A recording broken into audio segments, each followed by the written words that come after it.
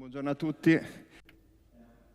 Good morning, everybody. It is a real pleasure to be at a meeting with real people in flesh and bones in front of me.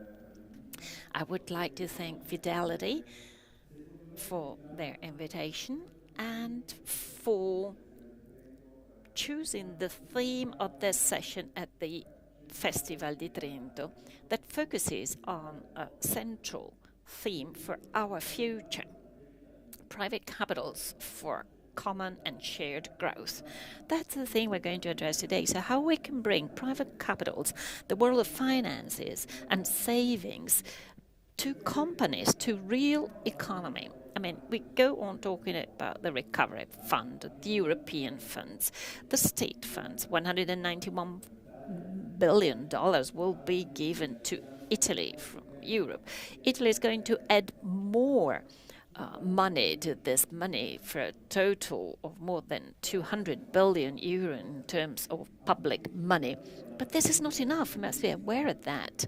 For resilience and recovery, the two R's of our plan, we also need private capital. We needed that prior to COVID. We need that post-COVID as well. So we have to see how we can bring these huge private capitals towards productive economy. And we shall try to do that, analyzing all the different actors. The other side of the recovery plan, the private side. Private side consists of investors in a very special situation today because the stock and share markets are at historical highs. Bonds have negative yields or point something yields. Also the Greece bonds are 0.0 something in terms of yield. So it is very difficult to find an alternative. So real economy can possibly be a possibility for large investors. That's one of our main themes. And then we will talk about companies. In Italy, before COVID, companies used to be undercapitalized and they were significantly dependent on banks.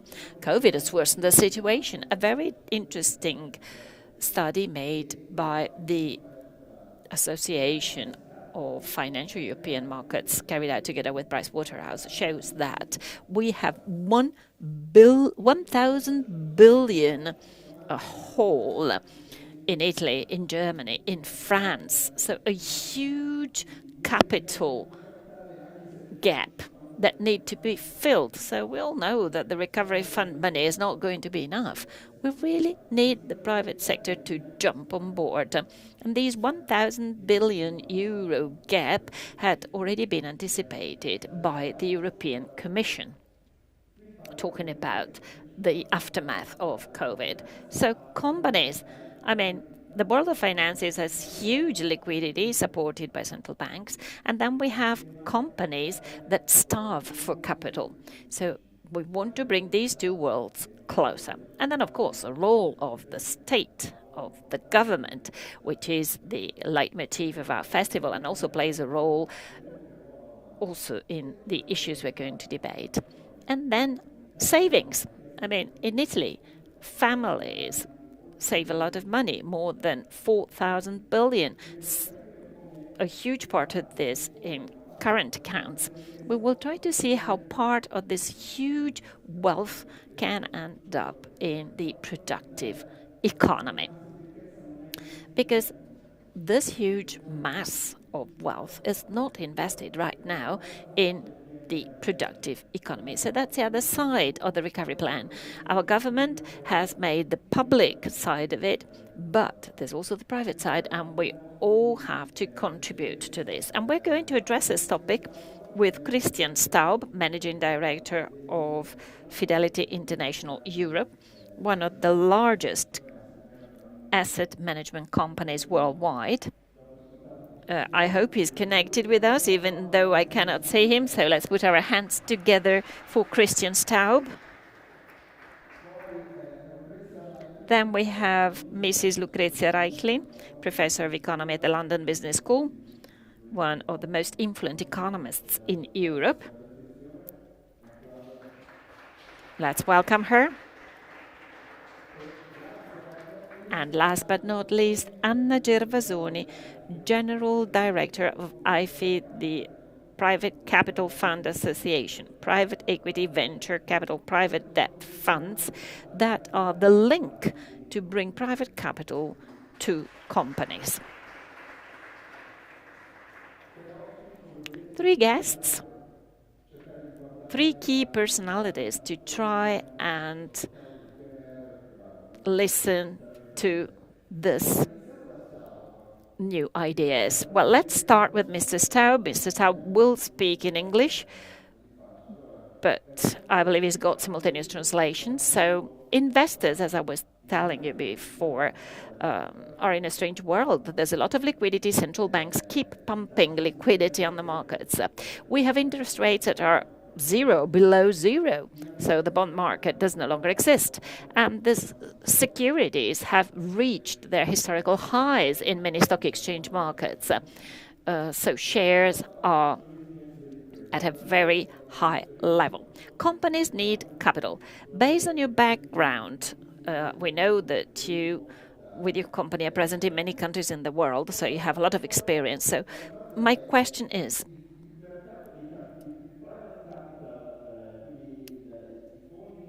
funds that bring money to small and medium enterprises could be an answer to meet the needs of investors wanting some.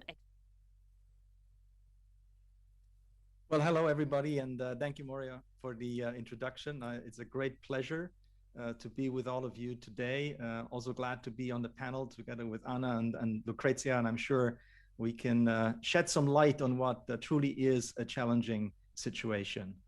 Now, you've already introduced us to the key topic, the COVID crisis, which has indeed left significant marks on both the macroeconomic picture and the market environment, as you just elaborated. And the situation for investors, individual investors, large investors, is quite challenging. And it really reminds me of a quote that I read recently by Giuseppe Tomasi di Lampedusa. You recall in his famous book, Il Gattopardo, he says, "Si vogliamo che tutto rimanga com'è, bisogna che tutto cambi." And this change that I'm thinking of here really has several components that I want to touch on. Firstly, when you put yourself into the shoes of an individual investor, if he or she is trying to achieve the same yield, similar return than he had in the past, this investor needs to reassess both the regional focus of the investments as well as the asset classes in terms of public versus private equity, we'll talk about that, as well as real asset. And in addition, there's this whole notion of sustainable investments, which has really come to the fore also, not only, but also as a result of this crisis. Investors are taking a much broader look at what they're investing in, what a good business is really defined by, how it interacts with the broader environment, social, but also the environmental aspects become a lot more important. So let me just briefly elaborate on some of these aspects. And I want to draw out the point that MORYA just made beautifully, I think, when he talked about the interest rate environment, which clearly was driven by a very significant push, both by central banks and fiscal agents, and has resulted in interest rate levels that are much below what we had in the past, and are now, as you said, MORYA, below zero in many instances. In fact, Italy sold a 3-year bond in October last year, I recall, with a coupon of 0. Now, if you put yourself into the shoes of an investor, that's not what will get you to your pension and all the things that you're saving for. Now, this has pushed clearly the European banking system into a very difficult position because clearly banks benefit from higher interest rates and steep yield curves. Now they don't. It has led to a lot of consolidation already and might continue to do so. But it has also led investors to really consider public versus private investments, because private investments, as we've learned over recent years, still offer both yields and equity returns that are above public market levels. The other aspect that I think investors will continue to consider quite actively is the regional allocations. We have had amongst European investors a big focus on European investments, oftentimes domestic. But we see now that with Asia and China in particular coming out of the COVID crisis much faster than the rest of the world, there is a real interest and a real flow of capital into Asia and China in particular. And just to give you a sense of how big that potential is, if you look at the mainland China fixed income, the bond market, with a size of roughly $15 trillion at this point, only 3% of that market is owned by foreign, non-domestic investors. And that compares, if you look at other large markets where you have 10 or 15% of foreign ownership, it still is a very, very small percent. And then on ESG, I already mentioned a renewed focus or a new focus by investors on sustainable criteria. This is a sea change, and COVID, because of its social impact, has really lifted the lid on many of the issues that industries have around social purpose and social impact. And as we, as institutional investors now are considering deploying capital, the remit of analysis has become much, much broader. We're looking at the supply chains, we're looking at the long-term environmental impact, we're looking at what companies do in terms of community support, and all of these factors flow into an investment decision. Now, because this has become so mainstream, what this really does is it has changed the cost of capital to companies that do not adhere to sustainability criteria. And you have seen it also with the enormous volume of individual investor funds in Europe that have been flowing into sustainable investment products. We're probably going to cross the 1 trillion euro mark during this year. So this 1 trillion euro is solely invested in investment products that have an environmental, social, and governance perspective to them. And the European regulation, some of you might be familiar with the SFDR regulation, categorize these funds under Article 8 and Article 9. So in summary, the evidence is becoming a lot clearer that assets are being shifted to more sustainable companies and causes. And we now also have, for the first time, the academic evidence that indeed sustainable companies tend to do better over longer time periods. And last March, you recall when we had the negative impact of the COVID crisis on financial markets, and markets corrected heavily in March, you saw that financially sustainable companies, as measured, for example, by the Fidelity Sustainable Rating, outperformed the rest of the market. So there's high confidence now that sustainability is going to be part of that new way of doing investing. So in closing, how do we bring the three key elements more closely together? European private capital, which is needed. MORYA, you alluded to that. Asia offering opportunity, but also the sustainability factors really becoming mainstream. And the European Union, gladly has put a renewed emphasis on the Capital Markets Union. I myself attended some of the Eurofee conferences where this has all been discussed. And with the high-level group that has defined 17 different measures to further a coming together in Europe around capital markets and allowing access to individuals while providing a much more disciplined approach to sustainable investing is a very welcome additional push by the public entities across Europe. And they will help close the gap that MORYA alluded to, which is quite substantial. Closing the gap between the damage that was done to economies across all of Europe, including Italy. We see it in the SME sector, we see it with larger companies, and the additional funding that will be needed, and help bring additional private capital, individual capital in particular, to the fore. The revised plan around the piano individuale di risparmio in Italy, I think, is a good example that by providing tax incentives and by lowering minimums, we can actively encourage private investors to participate. So we think along those lines, there will be a lot of developments, but us as advisors to individual investors and to institutional investors, we will need to keep these three elements very much in front and center of our minds. Thank you.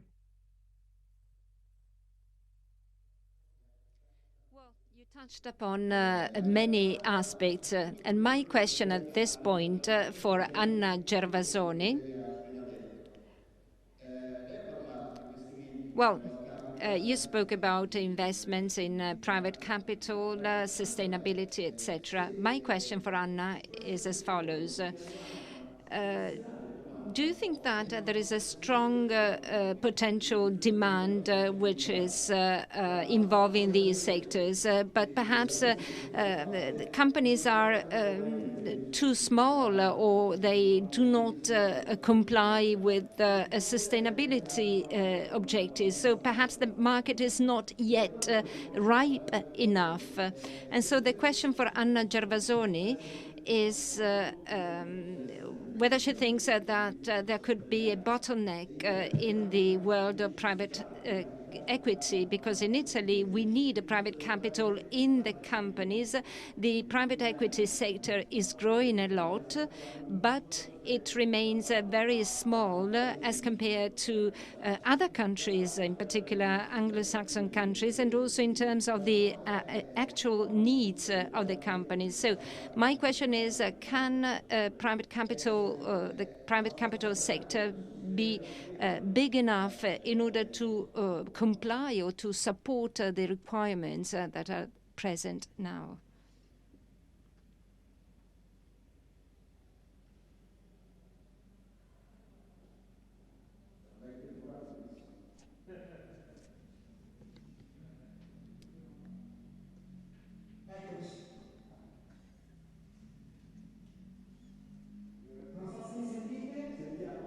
Can you hear me? Yes. Well, good morning. It's a pleasure to be in Trento in a virtual way. Thank you so much for your invitation. Well, a lot of thought has come from Christian Staub. I will try and answer your question. Well, first of all, there is an issue which has to do with development, as has been said in many meetings. Italy is a country where there are many private companies, valuable companies, and the issue is to trace the best companies which could make a leap forward and give them the necessary capital. So this is the role of the private capital market. But behind that, there is the issue of sustainability. Today, the private capital market is small in terms of its potentials, but we should take a different perspective. Just to give you some figures, last year in Italy, in terms of private equity venture capital, we invested 10 billion in our non-public companies. Certainly, we can do more to reach the situation of other countries such as France and Germany. We did 400 operations. In these other countries, they made 1,500 operations or even 2,000 operations. So how can we increase the flow of this capital? Well, let's recall that the private capital market, so private equity, which means investments in mature companies which need a new organization, and venture capital, which invests in startups, and private debt, which gives a mid and long-term finance to companies, and infrastructure investments. Well, this whole sector is inhabited by pan-European operators and Italian investors.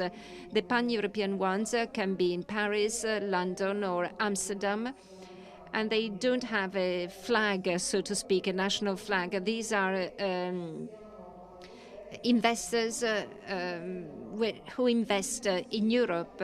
So we should have the appropriate conditions in Italy so that big investors who collect some billion euros may use their resources in Italy.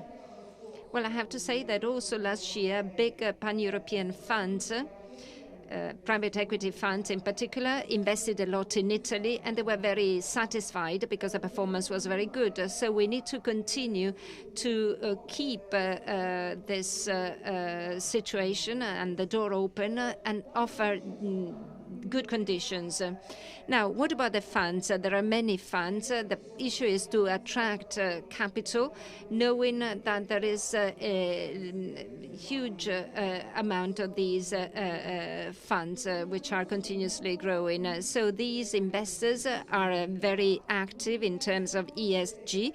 They do not invest if there is no project in terms of ESG and sustainability. This is written in their statutes, in their regulations, and this is what also the European Union states. We invest in non-public companies which have no obligations in terms of reports, and so they are not obliged to comply with those requirements. But if a company wants to attract a private equity fund, that company should commit itself to improving their sustainability. So we're now working a lot also within our association in order to define guidelines and help our members become active engines of sustainability in their target companies where they have already invested or they want to invest in. And currently we have 1,500 of these companies. And then there are so-called local funds, Italian funds, which are smaller. They invest in smaller companies and they carry out a very important role. Italian funds are too limited in number and in size, so the big effort is to channel more capital, more equity coming from institutional investors, above all Italian investors. I'm thinking of insurance companies, banks, etc., because these give too little money, too little equity, and then activate the private savings, which, however, should be seen in from a different viewpoint, because it can be also a retail market. So there should be differences in terms of balance of investments, risks, and the safeguard of the savings. So this is a rather complex issue, a very topical one, and we have to try and have a larger quantity of capital to invest in our companies. Italian funds, by definition, invest in Italian companies, and there are some Italian funds which are trying to invest in the international market together with their target companies. So they are helping their companies grow and buy other companies which are included in the mother company. So all that means to make a big effort, not only in terms of investments, but also in terms of working methods. We have to work together with the managers who manage these companies and who are certainly determined to change because they want to become champions in this new world. And we hope that they certainly become that in order to yield, to give a yielding to those who invested, but also in order to generate a new generation of entrepreneurs who will hope will guide the economy in our country. Just one figure. Currently in Europe, private equity investors have an overall employment of 10 million staff, which is more or less the whole labor market of Portugal, just to give you data for comparison. So this big number of staff, of employees who work in private equity companies have a job which is growing at a fast rate. So it's new jobs, also many jobs dedicated to women, because there is a focus on gender equality. A very fast question before going to Lucrezia. Well, you spoke about foreign investors coming to Italy. How do they, what's their opinion about the reforms of the government, of the Italian government in terms of bureaucracy, justice? Do you think that there is a change in their attitude thanks to these reforms, or is it too early? Well, I can speak only about those who I know of. Well, the people I talk with, so the big managers of private capital in Europe, well, they were looking for those reforms, and they are looking for those reforms, and they hope that they can do more in Italy thanks to these reforms. And some of them are coming back to Milan to work. Okay, now the floor to Lucrezia REICHLIN. Now, let's speak about the state now, which is the main focus of the Festival of Trento, and it's also an important protagonist. What should be the role of the state in trying and favor the arrival of private capital? Can it have a direct role or a role as a facilitator?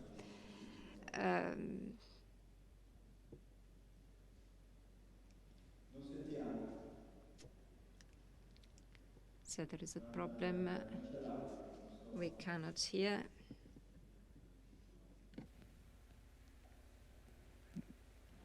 Non so se c'è un problema alla fonte. Scusate, ero in muto. Buongiorno. Allora, lo Stato. Well, good morning. Actually, the state plays several roles. First of all, an economic one. The state has been the protagonist of the crisis, much more than in the previous crisis, and has supported liquidity, which was the right thing to do in the acute moment of the crisis. So this means that now that the economy is recovering, we're sort of hibernated.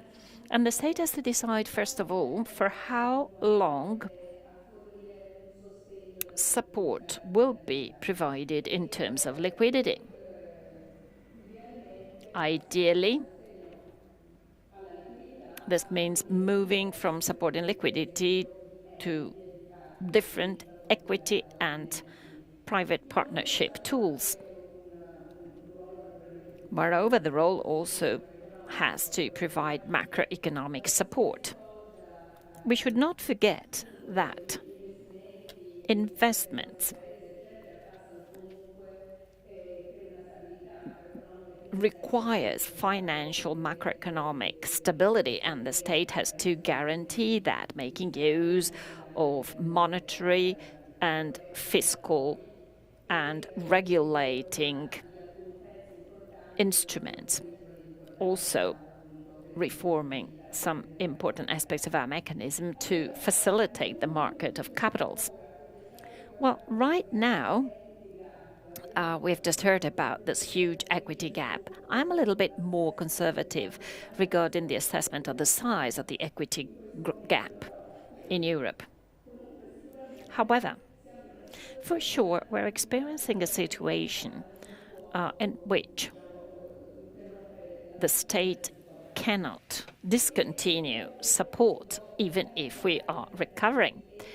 However, it is necessary to rebalance activities and instruments. It is necessary to understand for which company the state should be activated. There are healthy companies that have been supported during the pandemic, and in that case, the support should be tapered and eventually discontinued, since it has a high cost and it is not necessary any longer.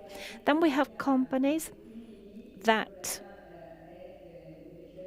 require some further guidance. So the state should actually focus on this large sector of intermediate companies that were economically healthy prior to the pandemic.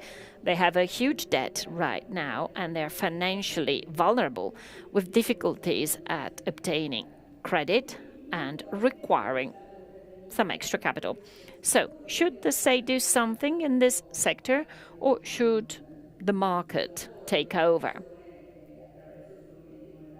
through instruments like private equity investments? Well, during the pandemic, there has been a discontinuity between access to credit and economic prospects. The market is malfunctioning and does not manage to match this. Banks are too risk-averse to support these companies and to give them credit.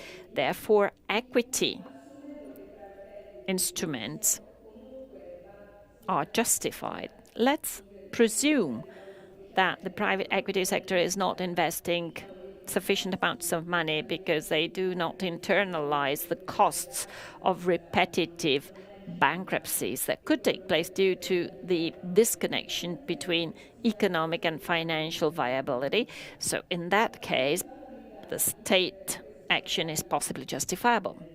Let's have a look at the data. These are data provided by Schivardi. And we can see that in Italy, during the pandemic, there has been a huge migration. Companies that were doing fine have transformed into fragile but still viable companies. That amounts to approximately 38% according to Schivardi. These companies are predominantly small and medium enterprises, which are the backbone of the Italian economy. So 30% of small and medium enterprises. This is a huge area in which the state can take measures together with the public sector. But first we have to identify these companies, and I also mentioned that. It's also a private equity issue because the situation is very fragmented. The state most likely does not have the adequate instruments to identify this category of companies that are economically viable but not financially viable. And which tools could be used? There is an idea that is spreading in Europe and Italy, according to which the private sector should identify such companies, since they have the expertise to do that, and the state could then enter into partnerships with temporary equity or near equity instruments. This is justified by the present market failure, since the financial system does not manage to efficiently allocate capitals. And there are many different possibilities, one of which is that the government provides quasi-equity in very generous term, but this is conditioned to a private equity intervention and has to meet certain parameters. For instance, there is a very interesting experiment in France, and we're thinking of something similar in Italy as well. But of course, there are many different problems in this private-public partnership. For it to be successful, a very solid government is required, both in companies and in societies. We're talking of transparency, accountability. And we need the so-called fiscal space to be able to do that. And we know that Italy has a huge debt and some governance issues. So this is certainly a critical point where the state can take other steps, like reforms, for instance. Secondly, there are many challenges in the design of this kind of policy. For instance, being the manager of a fragmented equity support for small enterprises could be something too complicated for the state machinery. You also need asset strategy, because this should be a temporary intervention given the fragility of the company and the specificity of the pandemic. So we really need to think carefully about all those issues.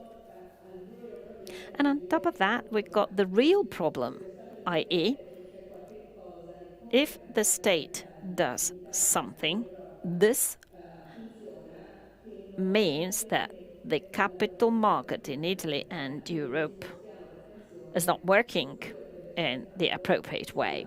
Therefore, we should focus on reforming the European capital markets, like also Mr. STAUB mentioned.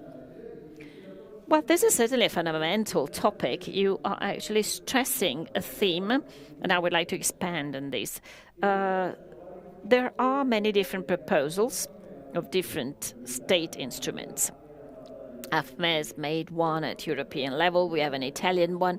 Well, the concept is a lot of money is required to recapitalize companies, and the private equity world is not big enough compared to the present need. And many companies fear a dilution of their ownership, because if a private equity fund invests in a company, the owner may no longer be the majority. So the idea is that of creating hybrid instruments for private investors, so quasi-equity instruments that provide companies with capital without reducing the power of the majority shareholder. Well, this proposal was actually developed in Germany at the beginning of the crisis, when we were thinking about the possible tools, and most of the economists focused on liquidity. Some economists proposed a fund for European equity, or these quasi-equity instruments, which means that the state is not becoming a shareholder. And this or may actually cause the problem of companies of a dilution of the capital. So there are many different proposals also linked to tax incentives, for instance. Well, we have to say that Italian companies are very, very small, so it is very difficult to intercept them. And we're talking of instruments that cannot be developed for micro company, and we have so many of them. However, for sure, this is an interesting point. I didn't know that Sonima had made a proposal, but this is in line with other European proposals. Well, I would like to know Mr. STAUB's opinion about this. We have just said that private equity is very important for global investors to have higher returns. But private equity is not free of risk. The lack of liquidity is the number one, so they cannot allocate a high percentage, which would be the optimal percentage for a fund like yours to be used for private equity. And then I have a second question. Do you believe that supporting private equity with a market that can be reformed at European level, provided with quasi-equity instruments to promote new capitals for companies without... Thank you for the question. And I want to, touch on a couple of things that both Anna and also Lucrezia mentioned. There was a lot of discussion around the European private equity sector being sizable. That's true. There was discussion around the attractiveness of, in particular, Italian medium-sized companies to attract money from these large institutional investors. Very, very true. The missing link is, though, that we need vehicles and ultimately individual investors that are convinced that investing in these funds and diversified private equity portfolios is indeed a smart thing to do. Now, the good news that we have experienced during the COVID crisis, amongst so many bad things, is that individual investors have started to become a lot more interested in new asset classes and new ways of investing. We saw it with a lot of the trading volumes going up, retail investors trying direct investing in equity as an example. We've also seen some technology evolve around online dashboards where individual investors can very easily consolidate their portfolios and their holdings. And we have seen financial planners starting to incorporate additional asset classes like the ones I mentioned in my prior comment, whether it be Asia or whether it be private equity or private debt. But you're right, MORYA, in terms of pointing out that investing in private markets is different. It's different on a number of fronts. We know, by the way, that the number of publicly listed companies has gone down in recent years, quite significantly so in many of the mature markets, where the number of publicly listed companies are now maybe around half of what they were even 20 or 25 years ago. So the attractiveness of private and direct investments has clearly increased. But in terms of risks, you're right in saying that the illiquidity element is one of the key things we need to look at. I would add there's others. For example, the minimum investment size. Many of these large private equity funds require tens, sometimes hundreds of thousands of euros of minimum investment, which from a retail perspective is not really the right way to go about it. In terms of the illiquidity, indeed, there is now secondary markets that are starting to develop also in Europe, where even if you make an investment into a fund which has a 7 or 8 year lifetime, and you want to exit that fund sooner, there's a secondary market where trading indeed is starting to take place. And that's an important feature to bring more retail, more individual capital into this space.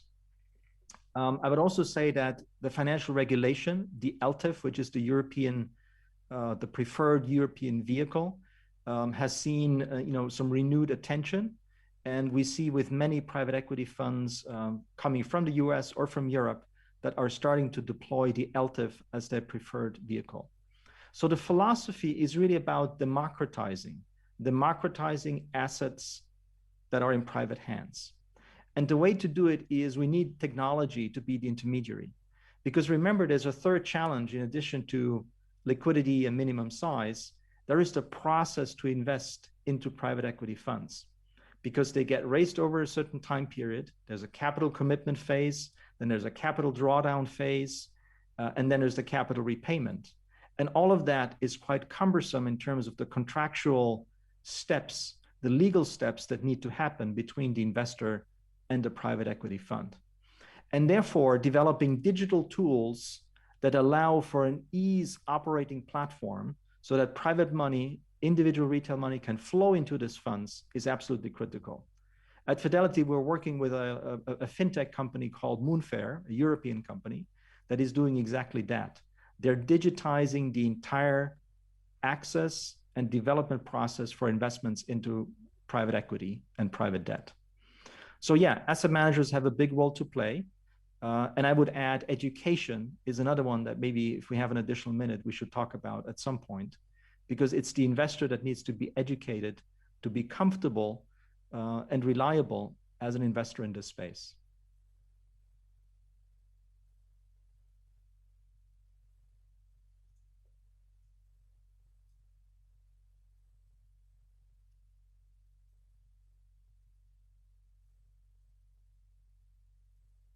Well, our country has a huge amount of rules and regulations and laws which sometimes contradict each other, and this sometimes hinders or stops investments.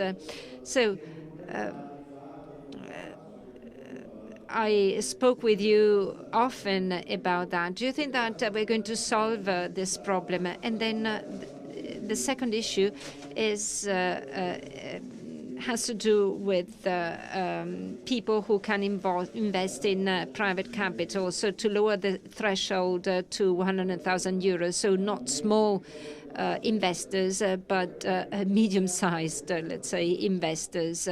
So what is the situation like? Well, there are many companies, they are different, and we always need to start from real economy. In terms of micro companies, we need to have some instruments, and for small and medium-sized companies, we need other instruments. Well, to think that the private equity market is a panacea, well, that's wrong. In Italy, there are 350 operations a year, and the issue would be to have 1,000 of those operations every year. That, however, would not solve the problem. So we need to have various instruments suited to different types of companies.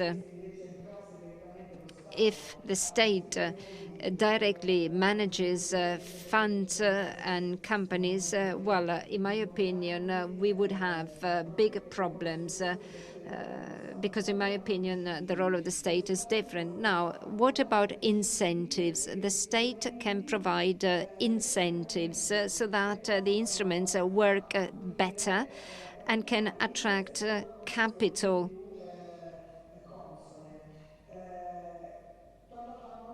Now, we spoke about savings and the thresholds. Now, in terms of rules and regulations, we don't have problems in Italy. The private equity market is very well regulated. We have a European regulation, so we don't have a problem with the rules.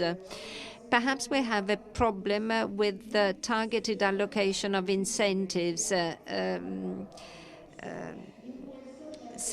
And we have the issue of private savings. We spoke about the private equity market with all the technical problems of liquidity, yield. Well, to transfer that to the private market would be crazy. So we need to have instruments which are suited for other investors and organize our market in a different way. Now, what about thresholds? Now, we have alternatives, which are a fiscal blanket for these instruments. Well, we must be very careful because when we speak about savings, we should know what we're talking about. A saver can have 500,000 euros, 2 million, 10 million euros. And these are completely different situations with different needs in terms of liquidity and investment. When we speak about thresholds, for so-called vehicles dedicated to institutional investors, that is private equity funds, which have certain rules and which are normally sold to institutional investors, while these could be sold to private, high-ranking private investors who today can already invest in these instruments. In Italy, the threshold is 500,000 euros.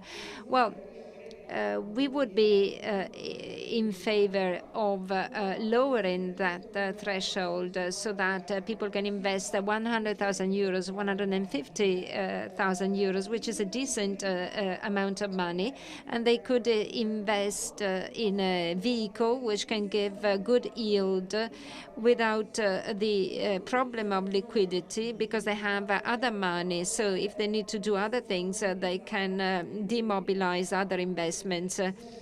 So we have to look at each investment and what is the percentage on the total portfolio. So to lower the threshold would mean that instead of a situation where we have a wealthy person who can invest in private equity, only if that person has 500,000 euros, and that person should have 10 million euros. Well, that is a bit too much. So let's lower the threshold so that that person with 3 or 4 million euros can invest 100,000 euros in that vehicle.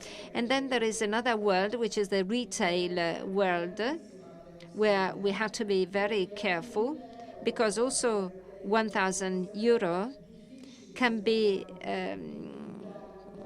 an issue if we speak about liquidity, because the vehicle is a very complex one. So to do that, we need to have instruments which are dedicated to this public. In Italy, we have big fiscal incentives enabling these two different classes to invest in this type of asset class. So we need the most appropriate and suited instruments. Well, a very clear answer. I would like to go back to Lucrezia Reichling.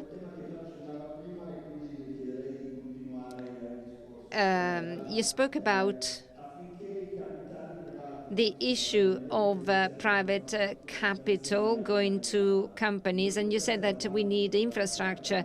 The European Union is working on the Capital Market Union. Do you think it is useful, and to which extent?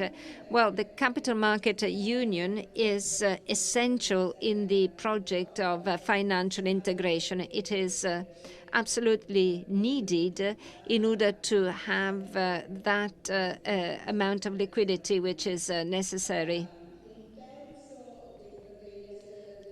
1/3 of the financial assets of families in the European Union is in banks with an interest rate equal to 0. So not only in Italy, but in Europe, we need to take that money and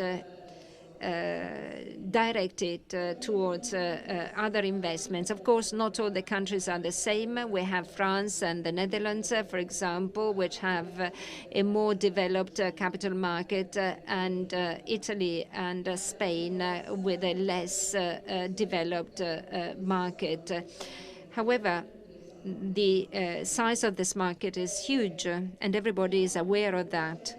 But for some reason, this project of the Capital Market Union is going very slow, above all in areas which are a national prerogative, for example, all the laws on bankruptcies, etc. So here we have heterogeneity in Europe, and we would need to have the same laws, so otherwise the market will remain fragmented and so non-attractive for investors. In terms of bankruptcy law, well, that is a very important issue in order to accelerate the issue of company liquidation. So that can have an effect on the market.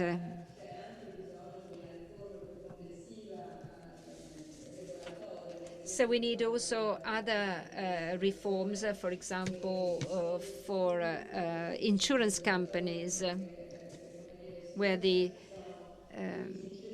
are disincentives so that insurance companies cannot invest in the long period in terms of equity. And then there are cross-border obstacles, issues of transparency and fiscal policies. So there is a lot of heterogeneity. It's nevertheless a very important topic,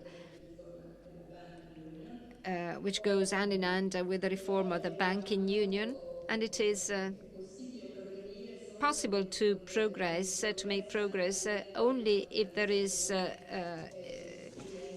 a progress in terms of